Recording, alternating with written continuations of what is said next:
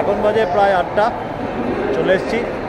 কুম্ভ এখন রিশিডিউল হয়েছে, তো তার জন্য প্ল্যানটাও অনেক রকমভাবে চেঞ্জ করতে হয়েছে। যাই হোক, আমরা চললাম কাপুরথালা ভায়া হরিদ্বার। আমাদের সঙ্গে থাকুন।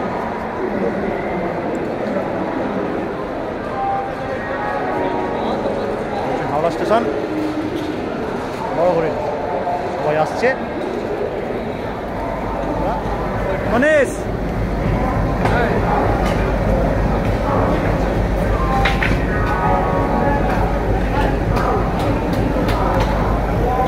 আমাদের সেট যাচ্ছে আমাদের সঙ্গে,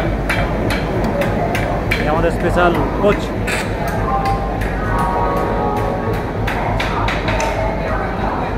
এসএলআরের পরে একদম লাস্ট 042103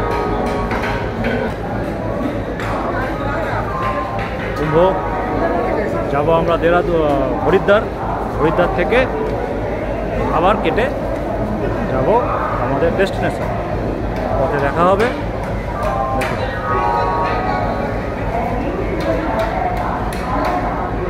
এই এসি থিয়েটার কোচটিও আমাদের সঙ্গে সঙ্গে ঘুরবে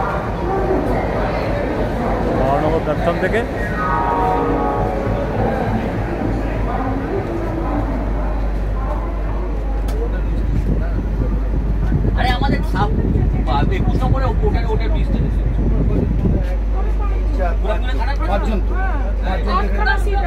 পাঁচজন এখানে হয়েই যাচ্ছে, এখানে পাঁচজন তো হয়েই যাচ্ছে। ও এইখানেই কম হচ্ছে, 5 জনে তো 8টা সিট হচ্ছে। 5 জন 8টা সিট, 3টে সিট তো এইখানেই। একটু অ্যাডজাস্ট করতেই হবে। এদের 5 জন তো, আর ব্লক হচ্ছে 8টা সিট, সেই 3টে সিট এক্সট্রা ব্লক হয়ে যাচ্ছে। সেই জন্যই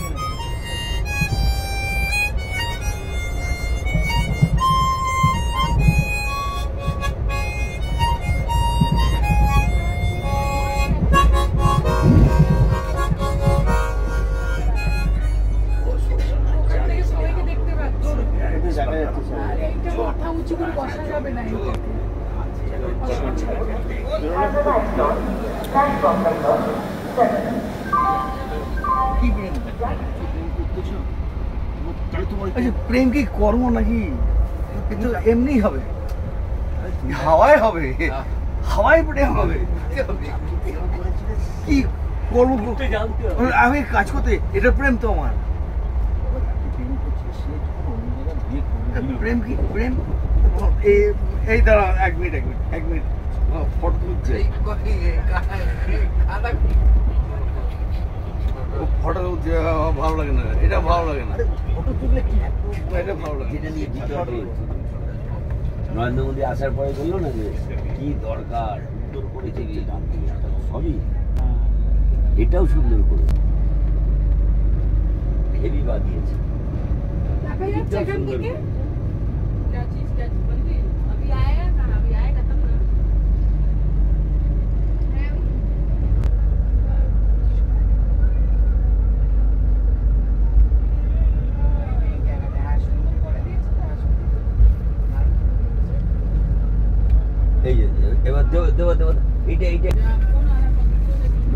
এই কার তোয়ালে পড়ে গেল, তোয়ালে পড়ে গেল কার? মনীষাদি।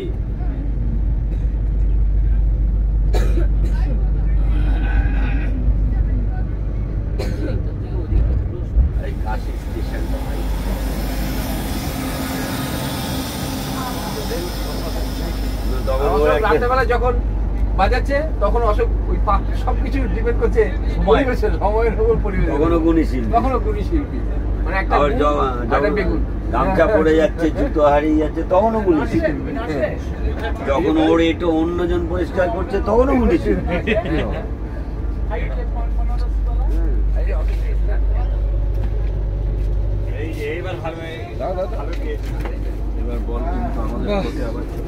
দেখো দেখো, this is called service. Mankundu জিন্দাবাদ।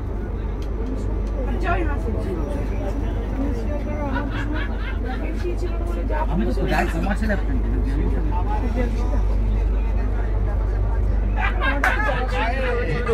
अरे तीखी तीखी छोरी अरे जैसे गोरी गोरी अरे तीखी तीखी छोरी अरे करके गोड़ा गोरी हमरे कर गई तीखी छोरी मेरी छोरी तो हुआ निहाल छोरा गंगा किनारे वाला ओ छोरा गंगा किनारे वाला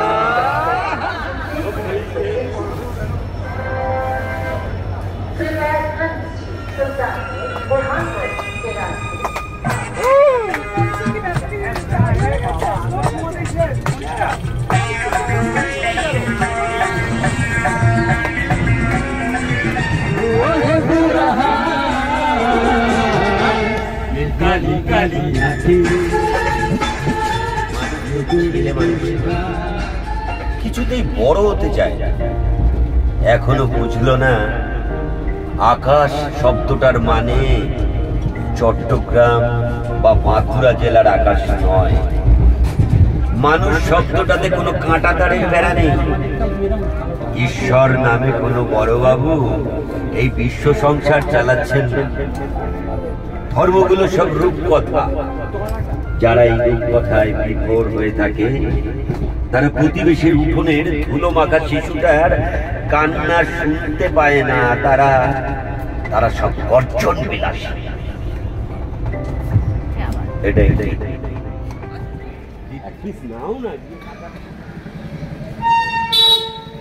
has arrived on platform number 174 from Dehradun to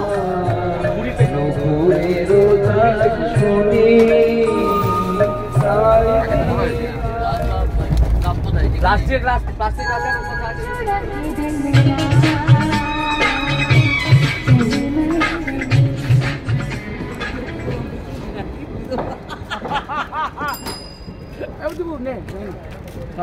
আমার আছে, আমি দিয়ে খাবো।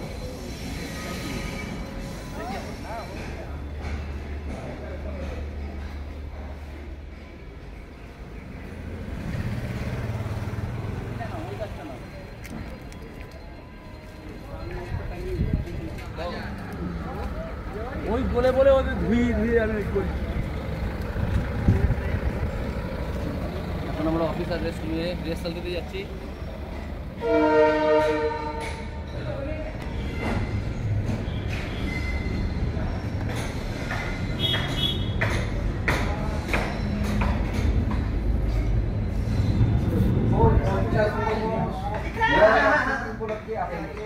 সাফাই কর রে।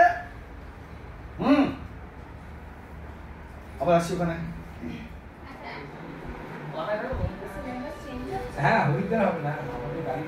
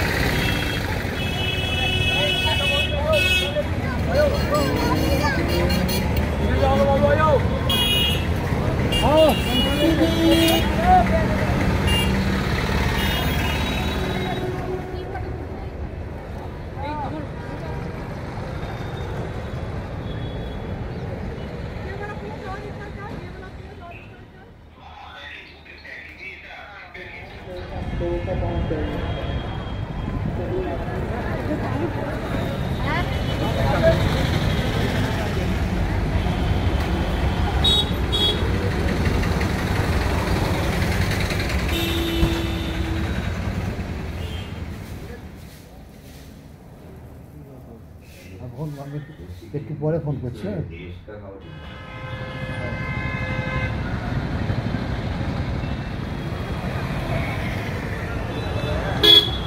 আরে সালা ভিডিও রয়েছে কেন?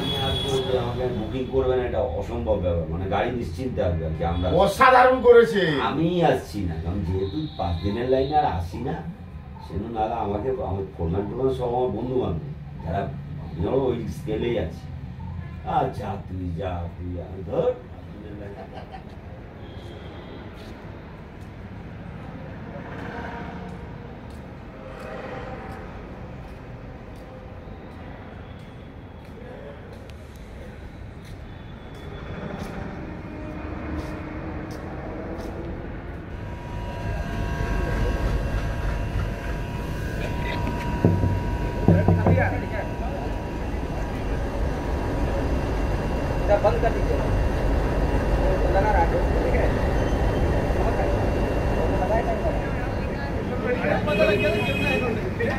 ঘুরতে যাওয়ার আর সব কথাবার্তা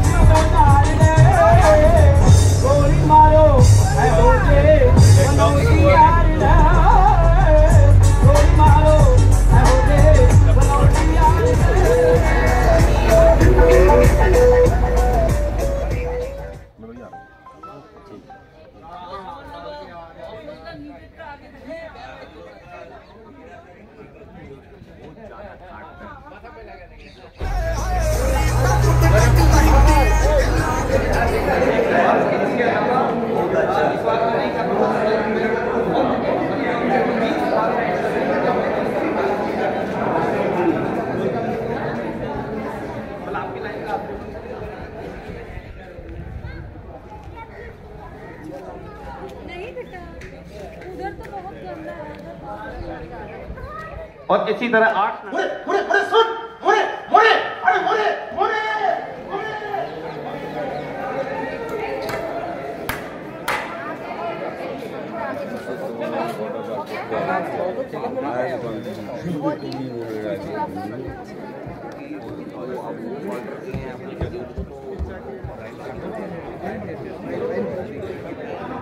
यहाँ हुए सभी अतिथियों का, सभी कलाकारों का, सभी टीमों का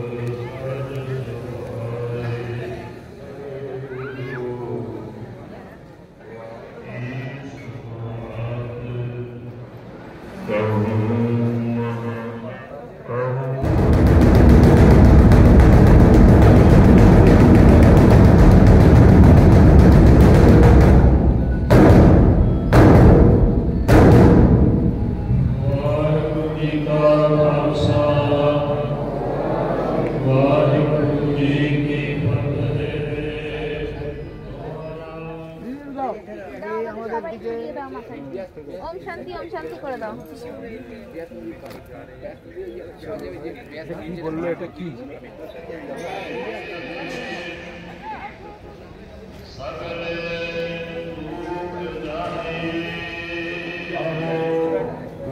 सत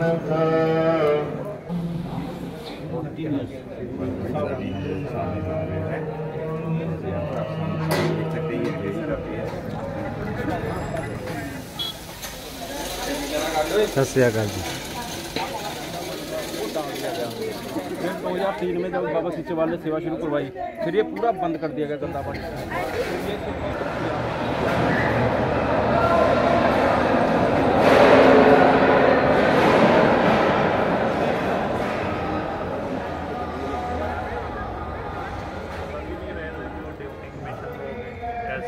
सभी के साथ में एक ऐसे और हमारा कहीं उधर डिप्टी कमिश्नर। हाँ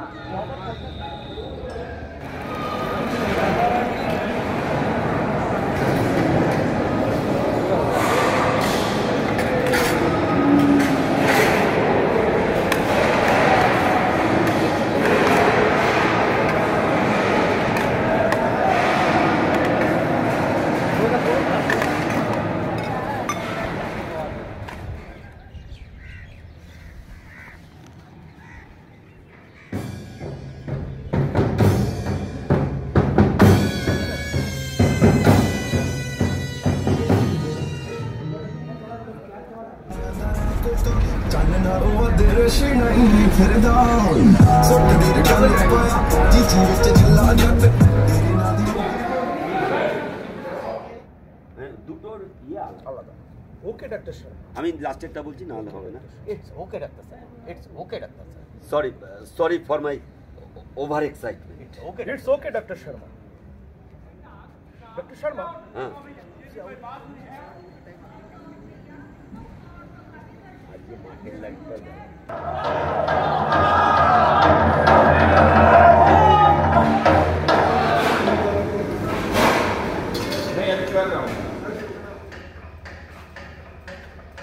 पाटा देखियो पाटा। हाँ हाँ देखो देखो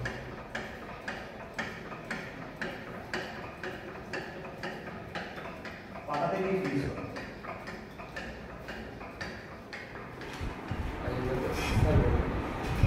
यह हमेशा जरूरी नहीं है। नाटक के मुख्य पात्र में डॉक्टर शर्मा।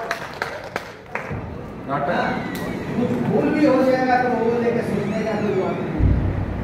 हाँ, अच्छा होगा, चिंता की कोई बात नहीं है। हम लोग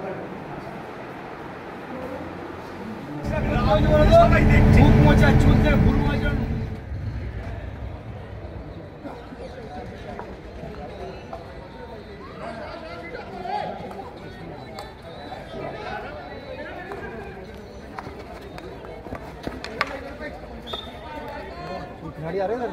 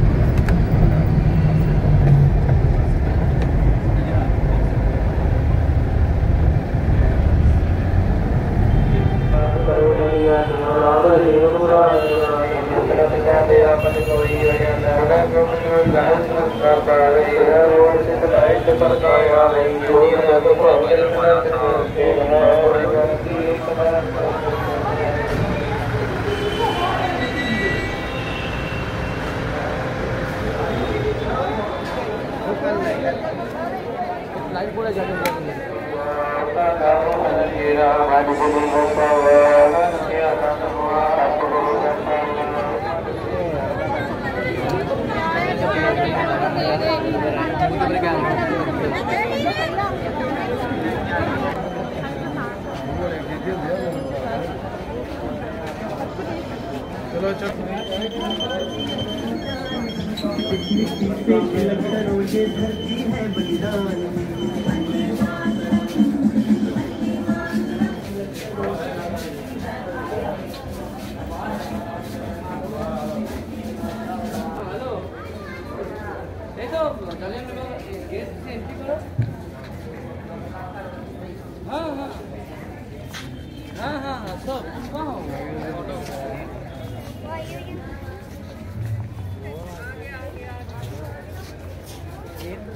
হ্যাঁ ওগুলো আছে আমি দেখছি আগে আমি রয়েছি তখন তো এটা ছিল না এই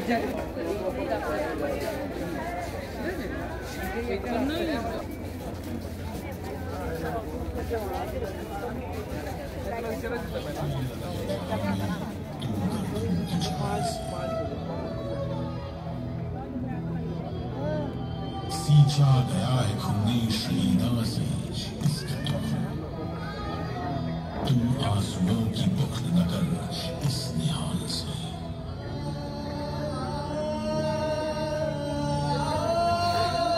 उस बैसाखी के दिन जो लोग इस बाग में शहीद हुए थे वे न सिख थे न हिंदू थे न मुसलमान।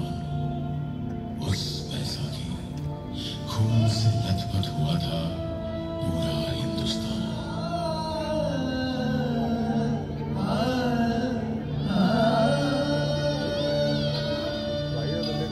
वो अमृतसर में 13 अप्रैल 1919 इतवार की एक सुबह थी। पंजाब की धरती पर आने वाले सबसे खूबसूरत दिन की सुबह,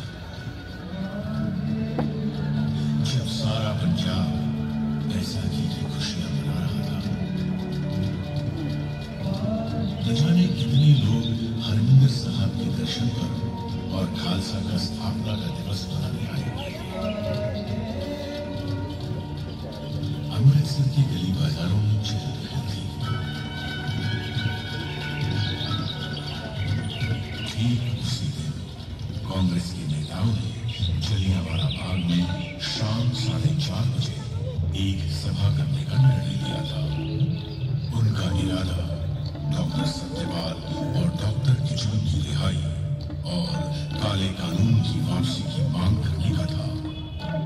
बैसाखी की खुशियों के बीच जैसे जैसे दिन आगे बढ़ा, एक छोटा सा बच्चा दिन का कनस्तर बजाते हुए शहर के कुछ इलाकों में लोगों को यह संदेश देते हुए निकला।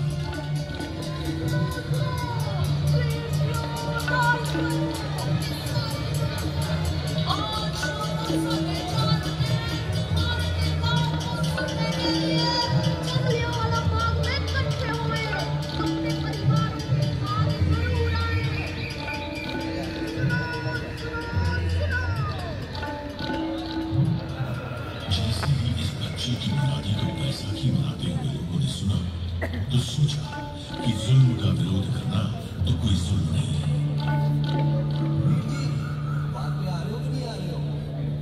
हाँ सुना आप चलो, हम बता दें क्या है।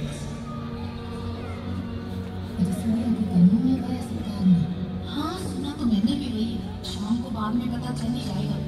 बस पर जाइए, आप आ रहे हो ना? आओ, जैसे को लेके पहुंच जाऊंगी 4:30 बजे। वैसे भी जलियांवाला बाग में तो लोग पहले से ही आपस में खुशियां बांट रहे थे, आराम कर रहे थे। मगर उन मासूम लोगों को यह मालूम नहीं था कि जनरल डायर ने अमृतसर में मार्शल लॉ लगा दिया है। प्रभात फेरियां निकालने और सभाएं करने पर प्रतिबंध लग चुका है, क्योंकि सरकार ने मार्शल लॉ लगाने की कोई मुनादी ही नहीं कराई थी। लगभग दोपहर 12:30 बजे के करीब जनरल डायर को जलियांवाला बाग में होने वाली सभा की जानकारी मिली। सुना है कोई सभा होने वाली है। साहब बाग में, जलियांवाला बाग। सुना तो था 4:30 के करीब।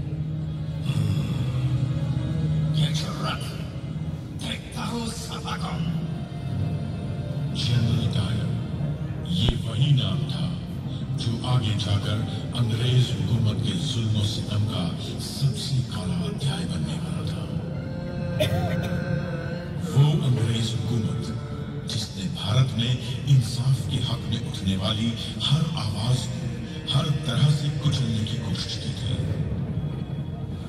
फिर चाहे वो आवाज गर्जना में उठी हो या शांति में। 1770 में सन्यासी फकीरों ने संघर्ष किया तो सन 1857 में पूरे देश ने एक होकर अंग्रेजों के खिलाफ पहले स्वतंत्रता संग्राम की हुंकार भरी। इस संग्राम के हुंकार को अंग्रेजों ने दबा जरूर दिया था, लेकिन हुंकार जब तक जिंदा हो वो मुंह पर रखी गई हथेली में से ही फूट फूट कर निकलती रहती है।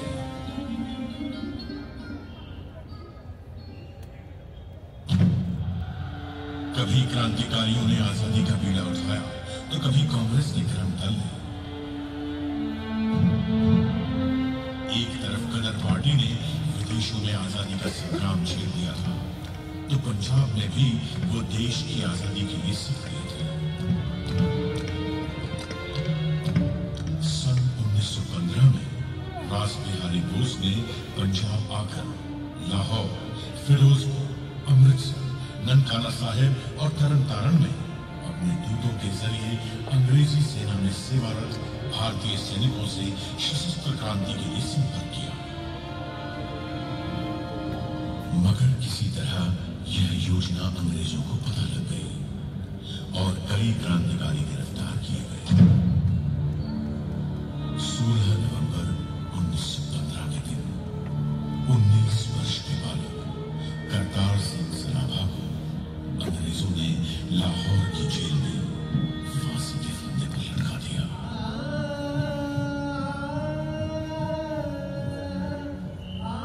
सन 1918 में सैन फ्रांसिस्को में गदर दल के सदस्यों पर मुकदमे चलाकर सजाएं दी गई।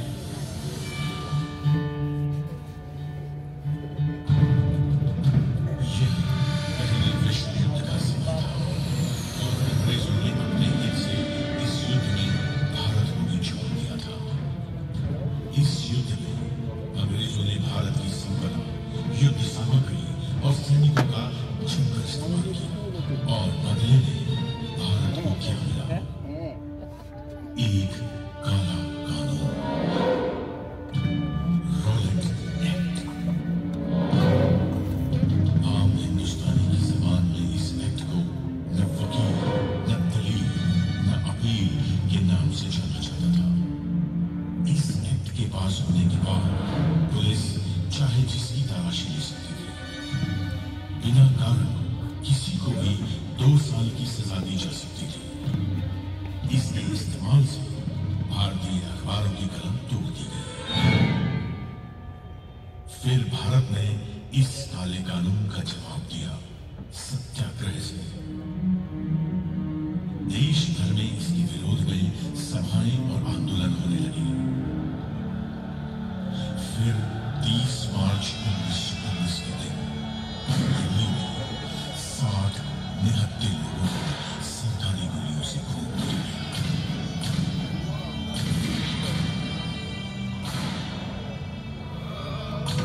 पंजाब में डॉक्टर सत्यपाल और डॉक्टर सैफुद्दीन किशन इसी कानून के विरोध का नेतृत्व कर रहे थे।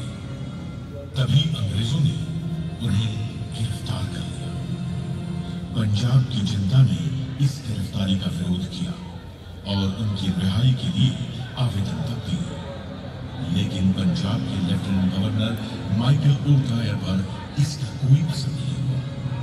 उसके इरादे कुछ और ही थे। 9 अप्रैल 1919 को रामनवमी का त्योहार अमृतसर में शांतिपूर्वक बीता था। फिर भी अंग्रेजों ने उस दिन महात्मा गांधी के वहां आने पर रोक लगा दी और उन्हें पलवल पर ही गिरफ्तार कर लिया। आप यहाँ से आगे नहीं जा सकते, आपको गिरफ्तार किया जाएगा। इसके विरोध में पंजाब में कई जगहों पर सभाएं हुई, लेकिन लोगों को यह नहीं मालूम था कि उनके इस अहिंसात्मक प्रतिरोध का जवाब अंग्रेज किस बर्बरता से देंगे। माइकल ओडायर ने जनरल डायर को सेना की टुकड़ियों के साथ जालंधर से बुलवा लिया। तुम्हारी यहाँ जरूरत है। इन हिंदुस्तानियों को काबू में लाना पड़ेगा। Yes, sir. I'm coming. जब जलियांवाला बाग में बैसाखी मनाने आए हजारों हिंदुस्तानी अपने नेता हंसराज को सुन रहे थे, एक हवाई जहाज उनके ऊपर से गुजरा। दरअसल अंग्रेज हवाई जहाज से बाग का मुआयना कर रहे थे। इस घटना से वहां मौजूद लोगों में बेचैनी बढ़ गई। उनके नेता ने उन्हें न घबराने की सलाह दी। तभी कुछ ही देर में दूर से उस संकरी गली से कुछ आवाजें आनी शुरू हुई। कुछ बख्तरबंद गाड़ियां गली के बाहर आ रही थी। जनरल डायर अपने 90 सैनिकों के साथ बाग में आ चुका था।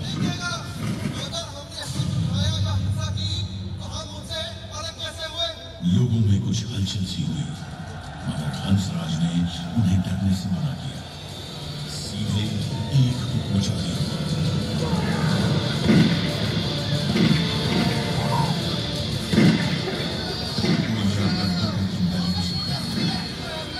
लोग बेतहाशा अपनी जान बचाने के लिए भाग रहे थे, लेकिन न अंग्रेज हुकूमत की बंदूकें रुकी और न डायर की आंखों में कोई इंसान चली।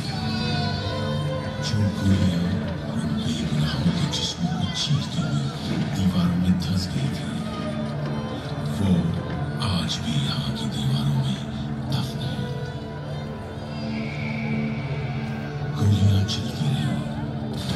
अंग्रेजों की गोलियों से जान बचाते हुए उन लोगों के लिए उस दिन एक उम्मीद थी, आग में मौजूद कुआं। लोग बचते बचाते उस कुएं में गिरने लगे, तो कुछ लोगों ने गोलियों से बचने के लिए उस कुएं में कूदना शुरू किया।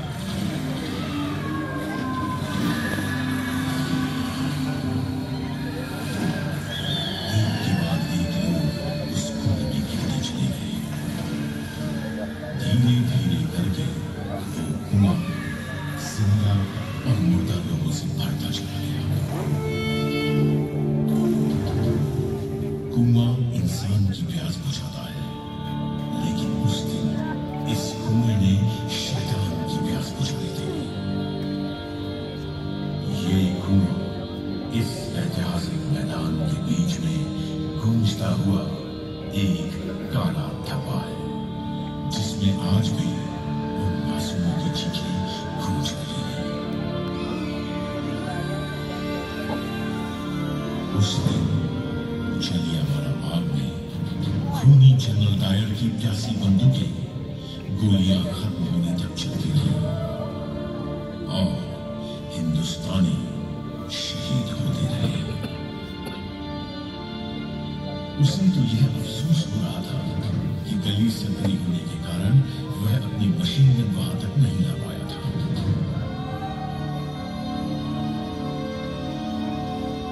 जलियांवाला बाग के इस नरसंहार में उस दिन डायर ने अपने 90 सैनिकों के साथ 10 मिनट में 1650 गोलियां दागी थी, जिससे 1000 से ऊपर भारतीय शहीद हुए और 1500 से अधिक घायल।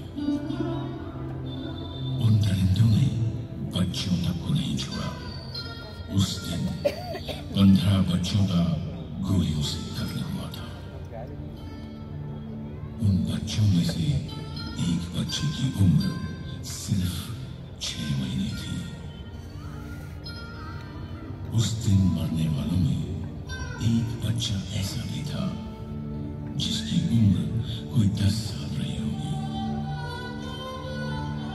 उस मरे हुए बच्चे की लाश की गोद में एक लाश और थी, एक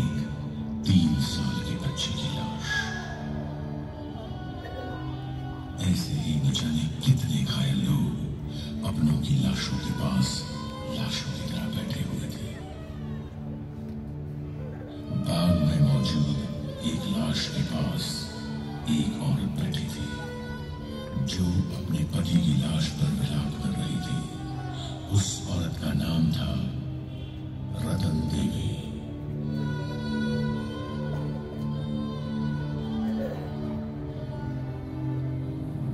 कुत्तों को भगाने के लिए मैंने एक छड़ी खोज ली।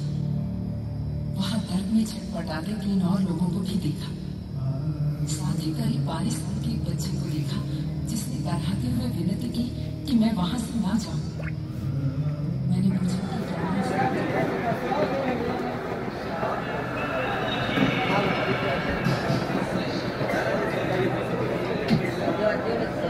ছিল আর ওই মনে পড়ে গেছে, আমার মনে পড়ে গেছে, আমি গেছিলাম এর আগে উল্লেখ করতে পারি। পড়ে গেছে? হ্যাঁ, ওই দেওয়ালটা, ওই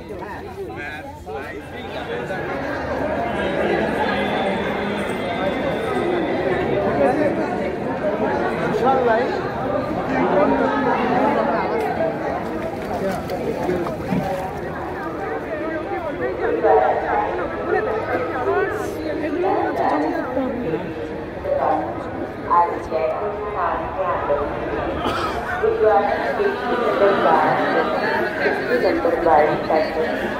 करवाओ।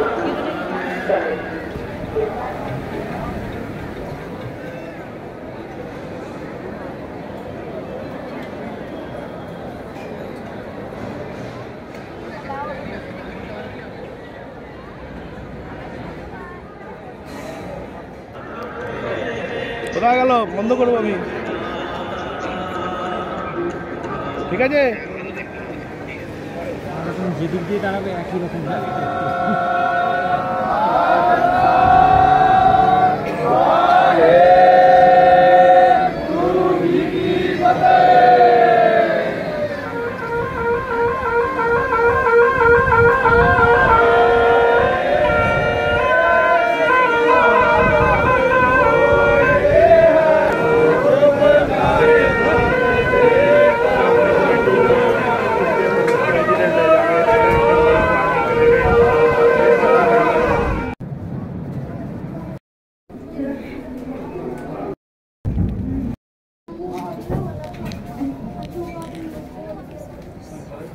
वो बंद हो गया।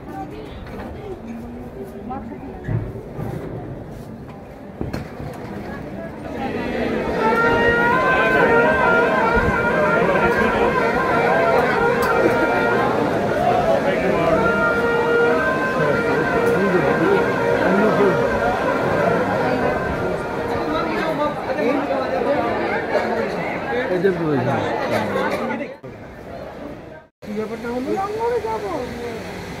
এই এখন ফাঁকা হয়ে গেল কেন?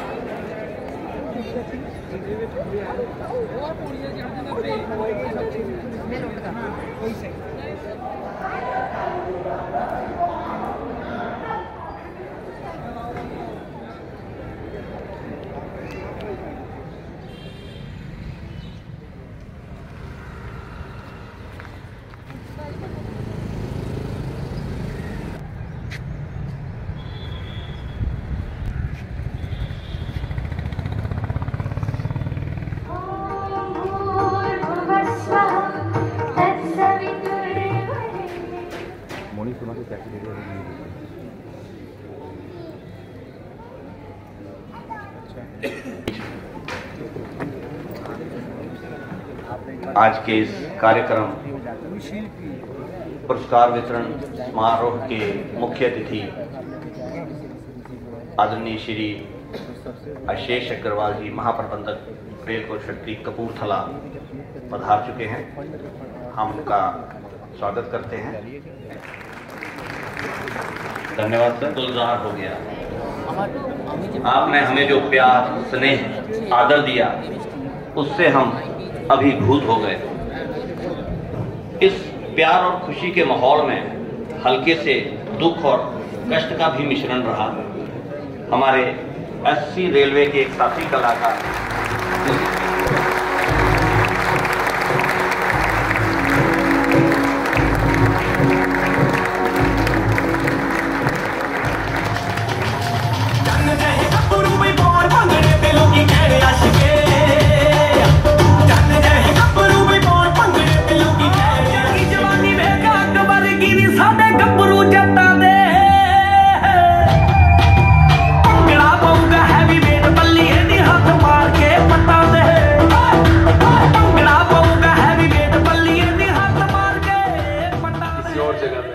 लंच में इकट्ठे होते हैं। इकट्ठे होने में ही 15 मिनट का कम से कम जाता है।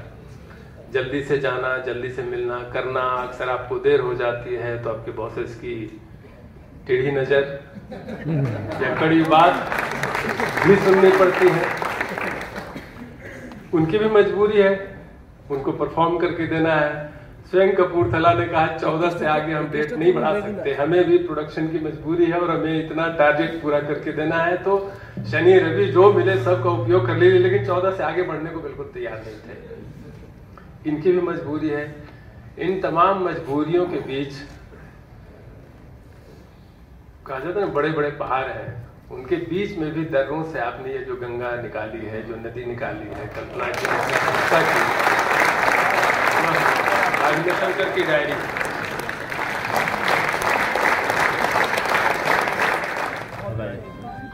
भूत है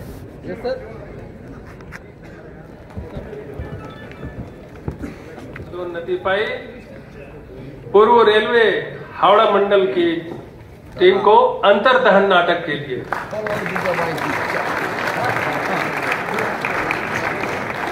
अंतर्दहन आंतरिक संघर्ष को निरूपित करने वाला यह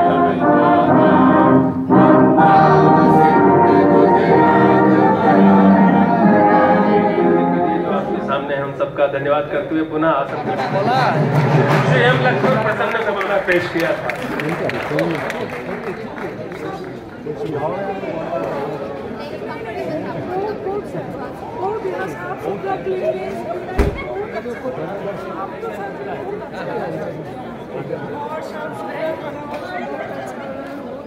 अच्छा था यहाँ का। कहाँ रहे आप लोग? तो ভিডিও রেকর্ডিং হয়ে যাচ্ছে কি দেখ ভিডিও করে দিবি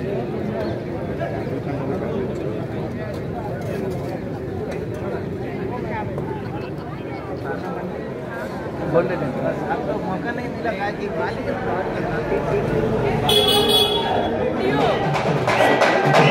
फोटो आया रंगमंच समझता है वो जानता है अगर बात आपकी करें कि क्या सरकारी इस बात नहीं है। आप दो नाटकों में नहीं जो हम जब हम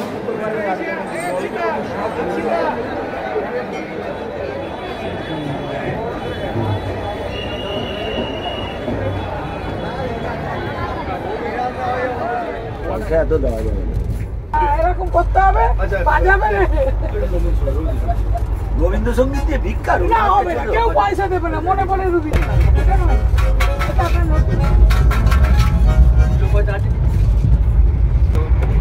मुझे गामछा दे दो পয়সা ভিডিও করছে রে এটা কি হয় আওয়াজ তো হবে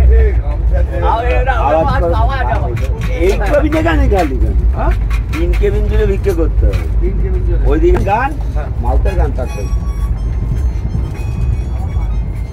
गाने साउंड ही नहीं।